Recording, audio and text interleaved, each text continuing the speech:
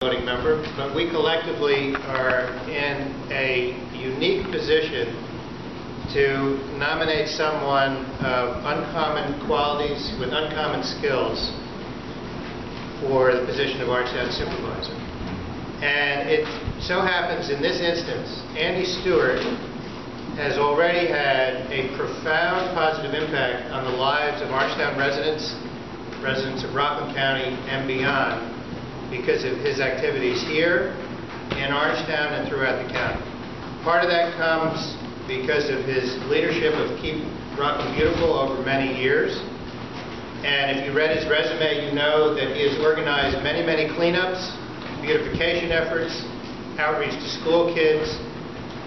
Over 4,000 volunteers have been mobilized by Keep Rockland Beautiful, which really is Andy Stewart himself. Over 40 tons, it's hard to believe, but 40 tons of trash has been removed from our streams, our streets, our parks. And in all that he has done in that effort, he has really been an inspirational force, particularly for young people. And when you try to run a campaign, and Suzanne knows this, running for supervisor, and I do, and for any other office, it's not just enough to be on the ballot. You have to really be able to motivate people to help you, to go door to door, to do all those things. And again, Andy's uniquely situated to do that. In addition to that, he served in this room with Bob Dell and others, but he and Bob are more of the two of the more visionary members on the planning board, maybe the only ones at this moment in time. But as planning board members, he has had also a unique ability to determine the future shape of Orangetown. And on the one hand, he's going to be sorely missed if he becomes supervisor of Orangetown, but with the election of 2 new council members, the Democrats will then have a majority again, so we can get somebody like Andy to go back on the planning board. He has also done many other things. He's been on the Rockland County Water Quality Committee, and in all of these things, particularly for Keep Rockland Beautiful, he has had to use fundraising skills, organizing skills, merchandising skills, all the things that actually are really useful if you're running a municipality with very little staff. Some of us know.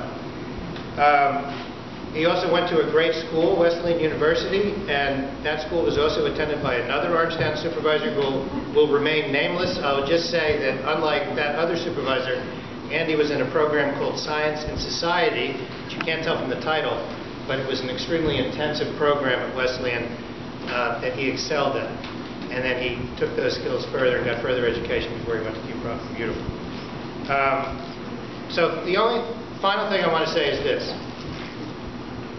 We really are in a unique period in Orangetown's history. And even though Rockland Psych and the land of Rockland Psych, Suzanne and I and others have been talking about this for years, on some level we hope it goes away or it's just developed in an intelligent way. But the ability to do that, to develop it in an intelligent way, is important literally this week more than ever. And I say that because in the art down from today, or yesterday, the picture on the cover is the Rockland Children's Psychiatric Center, which the town finally is now trying to have the right of first refusal to buy. And as you can see, it's on a water body.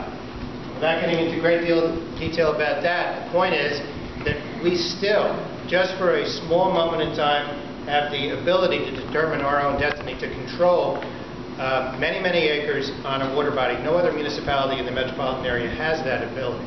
I am very concerned, actually, that if people like Andy are not on the town board, with Nancy and Michael leaving the town board, and not knowing obviously who's going to replace them, that we could be in danger of really making the wrong choices for that piece of property, which is in the center of town, and it will change the whole character of Orangetown for many, many years to come. Because of his skills, because of his land use experience, because of his commitment to strong environmentalism, but also understanding the need for growth, economic development, the highest and best use for property with a recreational use possibly. He is uniquely situated to be supervisor at this moment in time. And the final thing I will say is this. Just because he's a strong environmentalist, and this applies to Nancy certainly as well, who spoke about this earlier, that doesn't mean that they do not believe in strong economic development. Harry Cornell believes in that as chair of the legislature, but she also believes in strong environmentalism. These things work together, and you need somebody who can do both, not just one of those things. So for all of those reasons, and I appreciate you letting me go on for a little bit about this, but I really do feel passionately about his candidacy. This is not just a nomination for somebody running for office, giving it a shot. This is something we have to win, all of us collectively.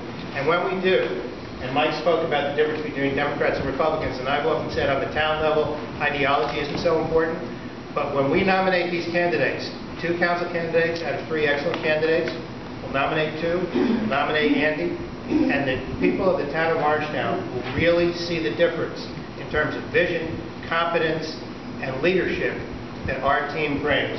And we are going to work as hard as we can to get them elected. Andy Stewart, nominated for Supervisor.